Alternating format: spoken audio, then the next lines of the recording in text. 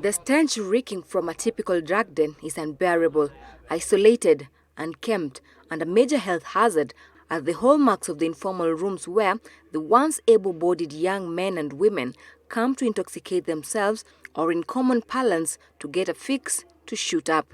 The dens, commonly known as Maeneo in Mombasa County, are the hotspots of wasted generation, a generation of youth who have lost hope in life and will do anything to get at least an injection of heroin into their system.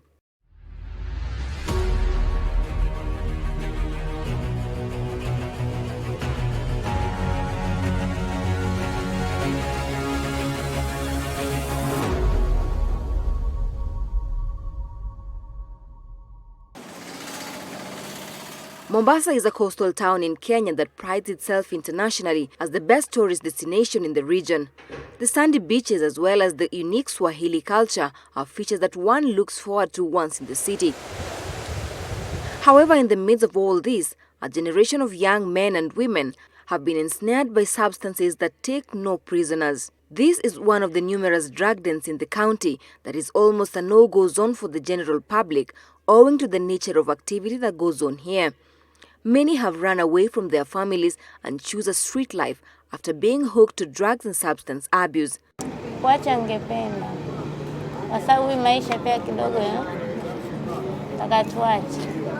At 54 years, Heir Bilali Heir never thought he would be a drug addict, but due to peer pressure, he now lives in regret. Friends encourage him to indulge. But first tulikuwa sitaki kutumia. Nikajikata niko middle of this game, sikujua ilitokea vipi, yani mpaka nikajikuta kwenye uraibu wa unga. Stress, everything, nini. Ikanifanya mimi ndio niingie kwenye mazingira haya. Heir is not the only senior citizen on the streets.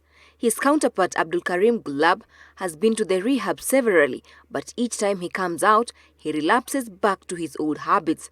Until now, I'm using a syringe to my leg now. On the vein of my hand is not okay about shooting.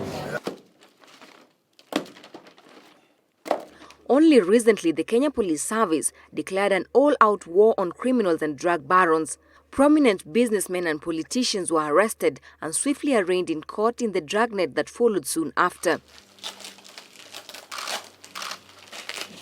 The dens, which ironically are termed as safe havens by both drug peddlers and users, have occasionally been raided by police officers who are found that the would-be users are in one way or another engaged in crime.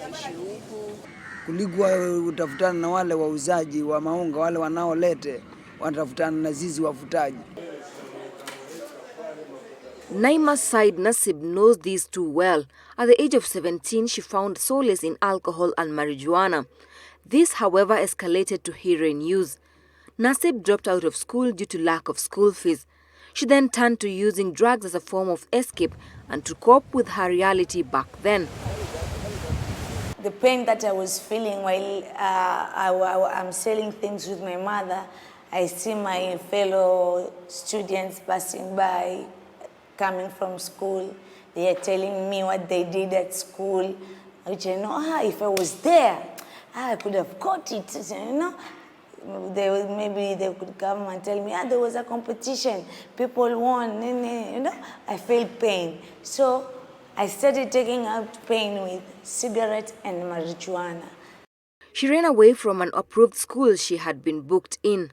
The need to feed her drug habit was paramount to all other things. Alone and unguided, she transitioned into commercial sex work. The goal? To get money to sustain her addiction. The only thing was my body, you see? And that's how I ended up HIV positive. And I could not receive my menstruation period for 10 years. Latifa Said, on the other hand, was introduced to drugs at the age of 11 when one of her classmates, who was a supplier, talked her into it. She would sneak out of school and hang around the beach in caves that provided space away from prying eyes in order to indulge. So, wengine hawakushika haraka, lakini I was the best kwa sababu mimi nilikuwa nashika vitu haraka sana. Hata mimi ushika sana kila kitu haraka. Sasa mimi ndio nilikuwa next, nikachukua ile 4 wheel nikamwambia niashie na mimi. Nikapiga. The moment nilipiga, nikimaliza nikiinuka hivi, nilianguka tu chini kwa mchanga. Wakakuja wakanimwagilia maji wakaniamsha. Hawakutaka kujua kama nilikuwa nime overdose hawajui ama nini, but I woke up. Nilipoamka I felt so good because yani for the last 2 hours I didn't know what was happening. Alafu nilipoamka nilisikia vizuri manake nilipata usingizi ama sijaipata. This continued even when she was in high school, something that saw her drop out of school eventually as she could not concentrate in class and educational activities. Said engaged in crime to get money to help her keep up with the addiction. Nilikuwa najua mpaka kwa asubuhi wale watu wanaenda msikitini. Okay, kuna watu wanaenda msikitini, mbaba anaenda msikitini anaacha mama watoto wamelala. I used to open the door na ingia pole pole. Nikiangalia nachukua simu za watu, nachukua pesa zile mama ameachiwa na ngorota na waruka. I used to do that. Hizi magorofa zote nimeziiba. According to 2018 data by the Joint United Nations Program on HIV/AIDS (UNAIDS), there were 46,000 people who were newly infected with HIV in Kenya. And an increasing number of heroin addicts were also reported to share needles and engage in unsafe sex, hence driving up the HIV rates. These are identified as key populations, termed by UNAIDS as female sex workers, men who have sex with men, and injecting drug users. The category has the highest risk of contracting and transmitting HIV, yet they also have the least access to prevention, care, and treatment services because their behaviors are often stigmatized and even criminalized. With the support from United Nations Office of Drug and Crime, we managed to do a very good, intense research with Professor Ndete in Nairobi, and we gathered almost 120 people who were injecting. And what was shocking at that time was 50% of those who tested were HIV positive, and 75% of the number were hepatitis C positive. Even though implementation of the needle and syringe program faced resistance from the onset, Daniel Waliama, a nurse at the Reach Out Center Trust, says cases of new infection have drastically reduced. So we have what we call the utility gloves, which are much heavier enough. And then we have those cans that we use to collecting the syringes and the needles. Remember with that, we have lessened the likelihood of injuries emanating from the unsafe disposal. Not only the injuries. Remember, an injury, yes, can happen, but at the same point, you are likely to contract an infection from that very needle if it were not well collected or well disposed. 44-year-old Murad Swale is a field supervisor with RCT. He joined in 2013 and attests to the fact that many families have been broken, lives lost, with many grappling with regret. Swale is one of the lucky ones. He too was in the same position. So nilikuwa nikiambiwa, wewe tukupe mwezi mmoja tu utarudi.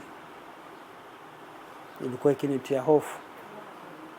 Lakini before sijatoka kwa rehab, nilikuwa nikifanya kitu kimoja.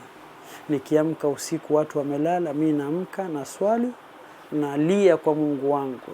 Naomba Mungu wangu kwa hisani yako naomba unisaidie. Nimeteseka kwa miaka mingi sana. Nisaidie tu ili mimi nisiweze kurudia. Hiyo ndio iliweza kunipa mimi nguvu na moyo mpaka sasa kuweza kuwa clean. Swale's relationship with his family was strained and it has taken him 6 years to rebuild it. Nilikuwa sina raha, hata kuongea na yeye saa nyingine huwa nakasirika. Mara nyingine hata kufuatana naye njiani pia huwa nakataa, maana nasema wanitia aibu. Nimejaribu mara nyingi sana ili atoke kwenye mihadarati. Through the harm reduction program, the peer-led model has added immense value to the project, whereby a team of peer educators and outreach workers, having identified drug hotspots, are deployed to provide comprehensive HIV services.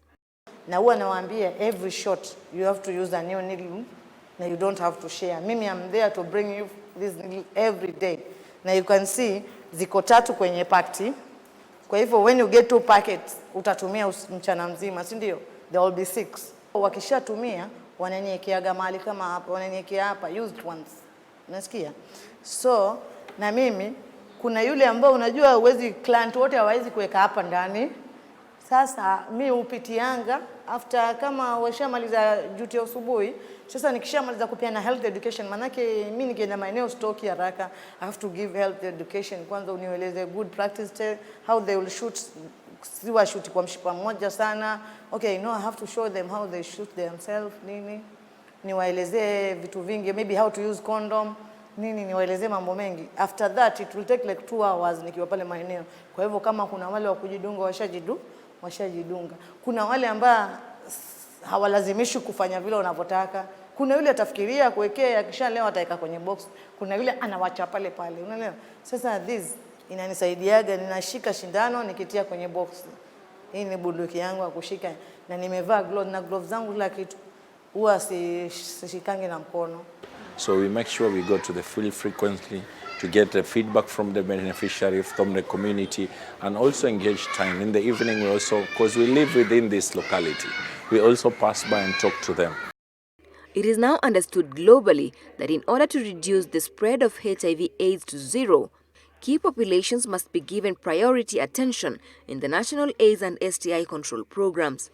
NASCOP's recent mapping of key populations across Kenya show that they are too large to ignore, as there are 133,675 female sex workers, 13,019 men who have sex with men, and 18,327 people who inject drugs. All of them live and interact with the general population. Through Kenya's Global Fund HIV grant, Naima has managed to rebuild her life. The salon she runs has become a beacon of hope for many who knew her before now. For users and drug addicts, the Pure Educators and various programs meant to save them from the brink is offering hope to those caught in this dark web a day at a time. Dianarose, Switch TV for the Heroin Fix.